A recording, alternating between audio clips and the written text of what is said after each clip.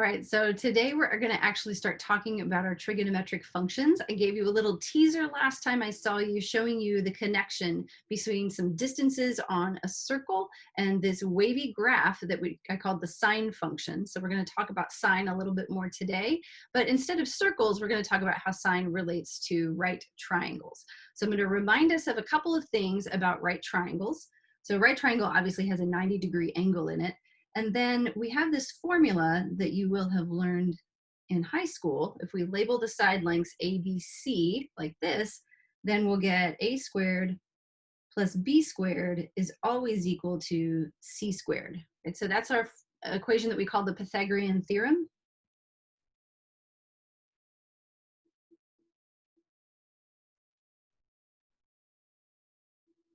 All right, if you are a history buff, you might want to look up a little about Pythagoras and his cult of mathematical followers. He's a rather fascinating character in history.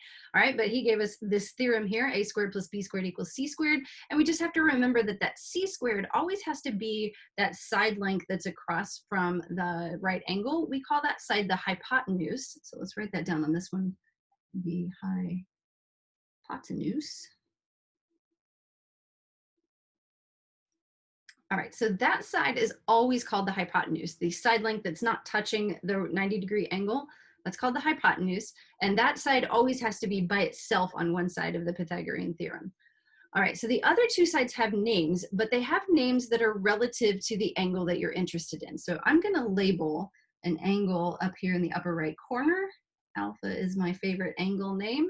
All right, so alpha, that little swoop that I put up in the corner there, is touching the hypotenuse, and it's also touching the vertical side of the triangle. So because it's touching the vertical side, we're going to call that vertical side the adjacent side. Okay, so I'm going to write adjacent.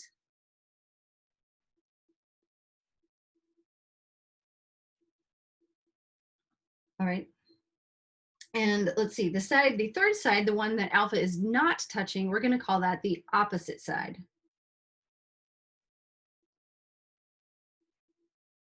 All right, and like I said, which side gets to be adjacent and which side gets to be opposite is completely dependent upon which angle that I'm looking at. So if I had labeled that bottom angle there instead of the alpha angle, then those names for opposite and adjacent would swap. Okay, adjacent is always the side that the angle is touching, other than the hypotenuse, and then the opposite side is the one that it's not touching. All right, so let's take this over to that worksheet that I posted on Moodle with those 30-degree triangles. We're going to do a little measurement. So if you have a ruler, go ahead and pull it out. If not, just kind of watch along with what I'm doing. All right, so here we are. We have 3 right triangles. They each have a 30-degree angle, and that actually is a 30-degree angle. If you pull out a protractor, you're going to find it's 30 degrees in each one of those. And we're going to use the ruler to measure how long the hypotenuse is and how long the opposite side is. So this ruler only gives me centimeters as a choice, and your screen is probably zoomed into a different choice, so it doesn't really matter. But I'm just going to count here. I've got 1, 2, 3, 4, 5, 6 centimeters. So I'm going to write on the side 6 centimeters. And then I'm going to grab this ruler and lay it along the hypotenuse here. And we're going to measure how long the hypotenuse is. Looks about right, right? So I've got 1, 2, 3, 4, 5, 6, 7, 8, 9, 10, 11, 12, and maybe a bit. We'll run that up to 12. All right, so this is 12 centimeters. All right, so now I'm going to go down and do the same thing for the middle-sized triangle and the big-sized triangle.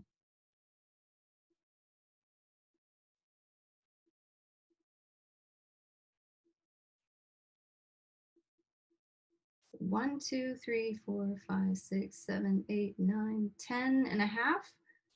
See, so I've got about 10 and a half centimeters.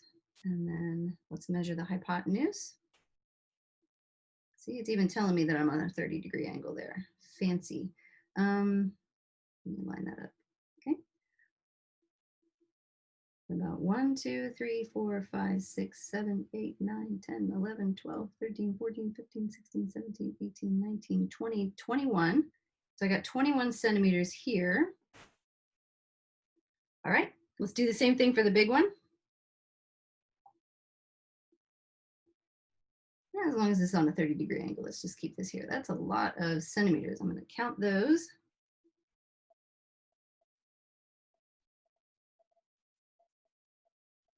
I got 28. And get that at a 90-degree angle. We're going to measure the side that is opposite our 30-degree angle. I get 14 centimeters. All right, so maybe you noticed it as we were going along. Did you notice that each time I measured the opposite side and the hypotenuse, that the hypotenuse was twice as long as the opposite side? And it didn't matter how big the triangle got, as long as that 30-degree angle stayed the same. 6 times 2 is 12, 10 and a half times 2 is 21, 14 times 2 is 28. All right, and this turns out to always be the case. All right, so we actually define the sine angle in terms of this ratio of the opposite side to the hypotenuse, because no matter what triangle in the world you look at, if you have a 30-degree angle, then the opposite side is going to be half as long as the hypotenuse. So we define the sine of 30 degrees is equal to a half. Okay, so this ratio is always going to be the opposite side length of the triangle divided by the hypotenuse. So in general, we say that the sine of any angle, theta, is equal to the opposite side divided by the hypotenuse side. And again, it doesn't matter how big your triangle is, this is always going to work out to a half if the angle is 30 degrees. If I grab that angle and I start making it bigger, that's going to change the ratio, and that angle will have a different value for the sine function. All right, so if you hop over to your calculator, okay, so I've pulled up the Desmos Scientific Calculator app. Hopefully you've got one of these handheld standalone calculators. This is the one that you can see me working on. So we learned about degrees and radians. And so if you have a scientific calculator, you want to tell it whether you're talking about degrees or radians. So you may need to play around or possibly Google the name of your calculator to see how to switch between degrees and radians. Your calculator will also offer you gradients. Nobody uses gradients. Okay, so just learn how to get back and forth between degrees and radians. So I'm in degree mode here, and I'm going to type in the sine of 30 degrees. And it tells me 0.5. It'll convert that to a fraction for me, 1/2. Okay, so every calculator in the world knows that the sine of 30 degrees is equal to a half. Okay, so let's go back and define 2 more trig functions. All right, so here we have angle theta in a right triangle, just kind of a generic angle, doesn't have to be 30 degrees. Any angle will follow this definition. So notice that now that theta is in the bottom left corner, then the opposite side is now the vertical side, because it's all relative to where the angle is. Okay, but we still say the sine of any angle in a right triangle, so sine of any theta is the opposite side divided by the hypotenuse side.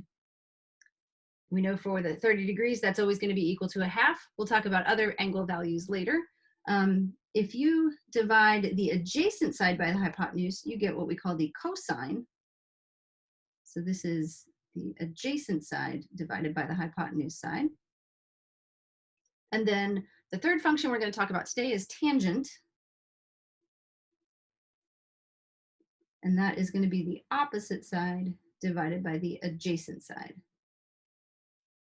There are 3 more functions we're going to talk about, but they're all based on these 3 functions. So I'm just going to stick with these for today. So again, as I'm saying these words, this is actually the sine function, this is the cosine function, and this is the tangent function.